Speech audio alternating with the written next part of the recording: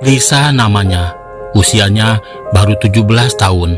Sehari-hari ia bekerja di toko roti. Suatu waktu bosnya menugaskan Lisa shift ganda. Tentu Lisa sangat senang karena dengan begitu pundi-pundinya akan bertambah cepat.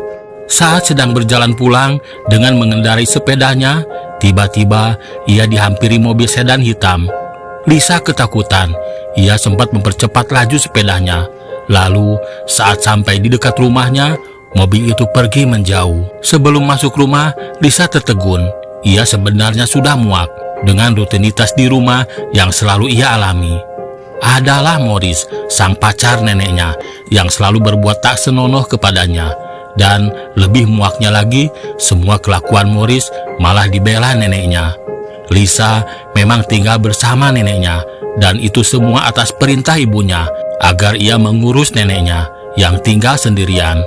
Dan Morris sering datang ke rumah neneknya, bahkan sering diam di rumah dalam beberapa lama. Di pagi hari saat mentari meninggi, Lisa sempat terdiam sejenak. Tampak selembar kertas di hadapannya. Ia berniat bundir akibat tekanan mental yang sangat berat, terutama dari sikap Morris yang selalu berbuat tak pantas dan melecehkannya. Sang nenek tak pernah membelanya, ibunya juga tak pernah memperhatikannya. Ia kecewa berat, padahal ia adalah tulang punggung keluarganya. Belum juga ia menulis surat perpisahan, tiba-tiba si nenek memanggilnya dan mengatakan adiknya bernama Lori ingin bicara dengannya. Ya, Lori sang adik tinggal bersama ibunya. Lori tahu Lisa sering mendapat perlakuan kurang baik dari pacar neneknya, yaitu Morris. Lori tak ingin masa depan kakaknya hancur gara-gara Morris. Sudah lama Lori memperjuangkan Lisa agar tinggal bersama dia dan ibunya. Namun sangat sayang, sang ibu seperti tak menyukai Lisa. Ia malah tetap kekeh agar Lisa bersama neneknya. Menjelang siang, Lisa siap-siap untuk berangkat bekerja. Saat malam tiba, Lisa siap-siap untuk pulang. Dan betapa terkejutnya Lisa saat mobil yang kemarin menguntitnya tiba-tiba ada di depan sedang menunggunya. Lalu keluarlah seorang pria dan menyergap Lisa yang sedang mengayuh sepeda. Lisa tak bisa berkutik. Ia diancam agar diam jika ingin selamat. Lisa pun hanya bisa pasrah saat pria itu melakukan hal yang tak pantas padanya. Setelah pria itu melakukan aksi kejinya, Lisa mengira ia akan dilepaskan. Namun ternyata Lisa malah dibekam, kepalanya ditutup kain merah, lalu dibawa masuk ke mobil dan melaju menembus malam. Di balik celah kain, Lisa mencoba mengingat jalan dan menandai setiap rambu. Lisa juga mencoba melihat di sekeliling dari dalam mobil. Ia melihat tulisan Magnum di dashboard mobil. Tak lama kemudian, mobil berhenti.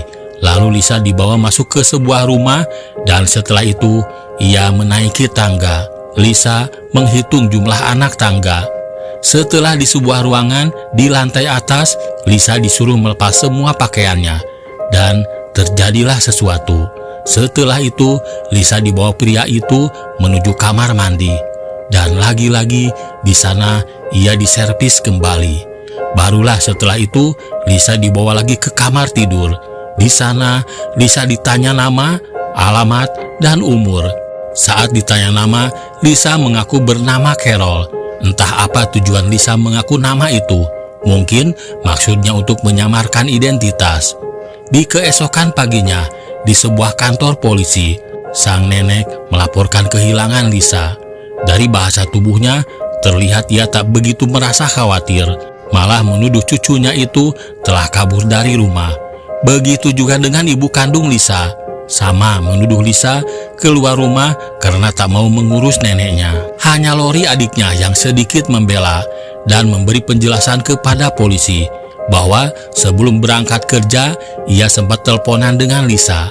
Setelah itu, tak ada kabar beritanya. Lori yakin Lisa tidak kabur, karena kalau ada sesuatu, pasti dia memberi kabar kepada Lori, kata Lori kepada polisi. Sementara itu, Lisa kembali digarap, tapi Lisa mencoba menolak secara halus, lalu ia pura-pura simpati. Tujuannya untuk membangun ikatan emosional. Lisa sengaja mempermainkan psikologinya. Ia raba wajah pria itu seraya bicara merayu agar ia bisa mengenali ciri-ciri wajah pria itu.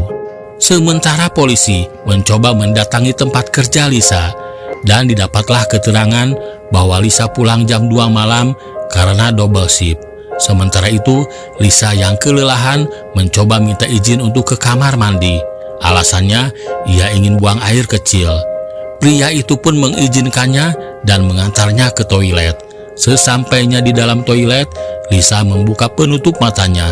Ia mencari celah, tapi ia tak menemukannya. Lalu Lisa meninggalkan sidik jarinya di cermin toilet.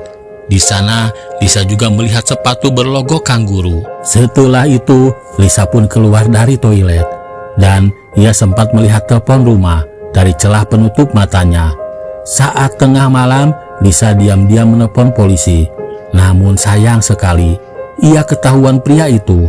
Lisa pun meminta maaf dan berjanji tak akan mengulanginya lagi. Lisa beralasan hanya untuk mengabari ayahnya yang sedang sakit. Lagi-lagi Lisa bermain kata-kata. Ia mengatakan bahwa pria di hadapannya mirip dengan ayahnya. Lisa mencoba membangun lagi emosionalnya dengan pria itu. Lalu Lisa menjatuhkan jepitan rambut, tujuannya untuk meninggalkan jejak bahwa ia pernah di tempat itu. Tak lama kemudian, si pria penculik dikagetkan dengan berita di TV yang mengatakan bahwa polisi sedang memburu pembunuh berantai yang meneror kota. Si pria pun panik, lalu kembali membawa kabur Lisa ke suatu tempat. Seperti biasa, Lisa selalu menghafal rute mobil. Lalu mobil berhenti di sebuah pom bensin dan Lisa mencoba melarikan diri. Namun lagi-lagi tidak berhasil. Lisa pun sengaja menggigit jarinya agar keluar cairan merah dan mengoleskannya di jok mobil yang tujuannya untuk meninggalkan jejak sidik jari. Lalu mobil itu berhenti di sebuah pohon besar. Awalnya Lisa mengira akan dihabisi. Namun Lisa merayu. Sampai akhirnya si penculik tidak tega dan hanya menyuruh Lisa diam di tempat itu hingga mobilnya menjauh. 5 menit pun berlalu. Dirasa sudah sepi, Lisa segera membuka penutup matanya dan buru-buru lari kabur. Namun ternyata mobil pria itu belum jauh dan melihat di kaca spion bahwa Lisa sedang berlari. Buru-buru si pria kembali dan ingin memburu Lisa. Tapi tiba-tiba ada suara sirine polisi mendekat dan si pria itu pun lari menjauh. Sampai akhirnya Lisa berada di rumah neneknya. Sesaat ia tertegun, ia merenung sejenak. Apa yang harus ia lakukan? 5 menit kemudian, ia pun segera masuk ke dalam. Di dalam rumah Lisa mengadukan semua kejadian kepada neneknya. Namun si nenek tak percaya, bahkan malah menuduh Lisa kabur. Apalagi si Morris yang berbuat kasar kepada Lisa dan menuduh Lisa berbohong. Si nenek pun lalu menelpon polisi dan mengatakan bahwa Lisa sudah pulang dan baik-baik saja. Namun polisi tetap membawa Lisa untuk dimintai keterangan. Si nenek pun mengiyakan dan mengancam Lisa agar jangan bicara macam-macam. Jadi dari sini kita jadi tahu bahwa si nenek tahu kalau Lisa sering dipermainkan Morris pacarnya. Esoknya saat Lisa menceritakan semua yang dialaminya kepada polisi, para polisi malah tak ada yang percaya dan menuduh Lisa berbohong. Malah mengatakan gak mungkin penculik membiarkan Lisa pergi begitu saja. Melihat kenyataan itu, Lisa hanya menangis. Di sebuah lokasi berbeda, para polisi mengadakan rapat dan membicarakan tentang kejadian pembunuhan berantai yang sulit menemukan pelakunya. Lalu seorang polwan menghampiri detektif Larry dan menceritakan tentang Lisa. Karena penasaran, esoknya Larry langsung bertemu Lisa di rumahnya dan meminta keterangan lebih detail. Awalnya Lisa ragu, namun akhirnya ia menceritakan semuanya dari ia berangkat kerja, disekap, dilecehkan, dan dilepaskan di sebuah pohon. Lisa juga mengatakan jejak-jejak yang ia buat, mulai dari penjepit yang ia tinggalkan, warna mobil, tulisan Magnum, cairan merah yang ia oleskan di jok, sidik jari yang ia tempelkan di cermin toilet, karpet hijau, anak tangga yang berjumlah 22, sepatu berlogo kanguru, si penculik memiliki kumis dan sedikit brewok. Larry terdiam. Ia kagum dengan kecerdikan Lisa. Ia yakin apa yang diceritakan Lisa adalah kebenaran. Ia tahu dari cara Lisa menjelaskannya. Larry sang detektif pun menelpon keluarga Lisa dan mengatakan akan menindaklanjuti apa yang diceritakan Lisa. Namun anehnya, Morris malah melarang dan menyuruh Larry segera mengembalikan Lisa ke rumah neneknya. Merasa ada yang janggal, Larry pun bertanya kepada Lisa, apa yang terjadi sebenarnya di keluarga Lisa. Akhirnya, Lisa pun menceritakan semua perilaku Morris yang sering melecehkannya. Dan setelah mendapat penjelasan tersebut, Morris pun akhirnya ditangkap polisi dengan tuduhan berbuat tidak pantas kepada anak di bawah umur. Lisa pun lalu dipindahkan dari rumah neneknya ke rumah polisi yang bernama Hannah. Beberapa hari kemudian, hasil analisa para polisi mengatakan kemungkinan si penculik Lisa adalah si pembunuh berantai yang sedang mereka cari. Lalu polisi melakukan uji lab pada baju Lisa dan ditemukan kesamaan serat kain pada baju Lisa dengan serat dari korban yang mereka temukan sebelumnya. Atas dasar itulah polisi semakin yakin si penculik adalah yang mereka cari selama ini. Dan Lisa adalah saksi hidup yang masih selamat. Tak hanya itu, polisi pun segera membawa Lisa keliling mobil agar menunjukkan lokasi yang dirasa Lisa pernah melewatinya. Lisa pun mencoba mengingat-ingat setiap yang dilewati mobil. Akhirnya Lisa melihat sebuah pohon di mana ia dibebaskan di sana. Hari berikutnya, detektif Larry tak membuang waktu. Ia terus berpatroli dan akhirnya menemukan sebuah mobil yang mirip dengan yang dijelaskan Lisa. Ia pun turun dari mobilnya lalu menghampiri mobil yang ia curigai. Saat sudah dekat, Larry berkata bahwa ada perampokan bersenjata dan kabur memakai mobil dengan ciri-ciri mobilnya mirip dengan mobil Anda, kata Larry.